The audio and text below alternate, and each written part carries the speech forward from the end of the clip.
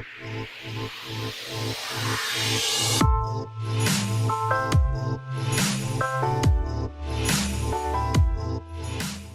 think last year, sort of some estimates say that we spent between each family, on average, between £500 to £800 over the Christmas period. So that's a lot of money. It's very much a part of it, isn't it? Because we want to show to people that we care about them, and we want to show love, and we tend to do that through the things we buy. But for the high street, it's hugely important. Well, the high street and the internet retailers. Estimates say somewhere between 20 and 40% of annual turnover is done over this period of just a couple of months. This time of year might have an impact in terms of people's budgets.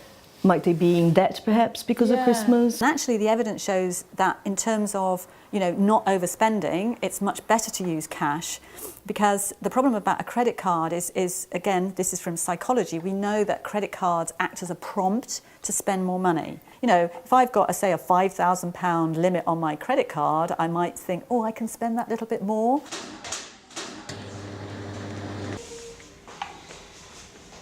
I also wonder in terms of the sort of ways in which we might shop. So some people might shop on the high street, some people might shop online. The key thing about shopping online is that you can do it 24 hours a day. And so convenience is a huge thing. But on the flip side of that, the experience of Christmas, it's a festive atmosphere.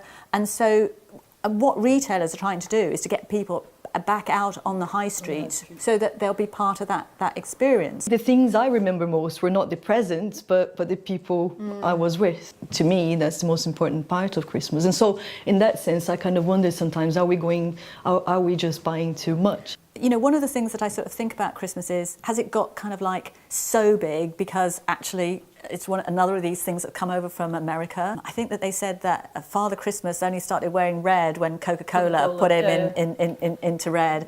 And it's a big deal, isn't it, the American influence? As our economies become more global, of course, we're going to be impacted by different ways of doing Christmas, I suppose.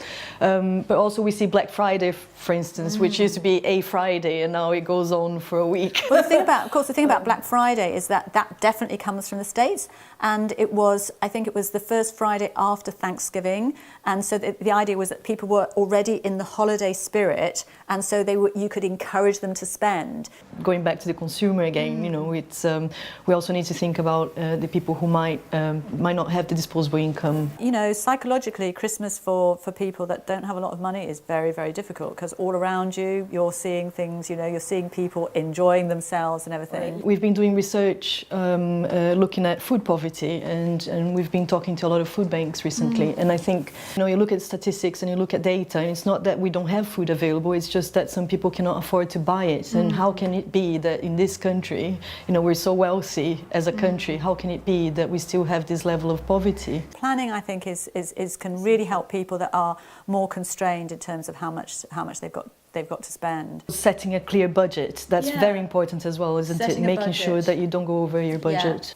I think what we really want to be sort of thinking about is reflecting on what makes a good Christmas, and how we can be responsible over Christmas. Again, it goes back to people who you're with and how you're spending your time with people, and those people that matter to you. To me, what makes Christmas magical is being with the people I care the most about.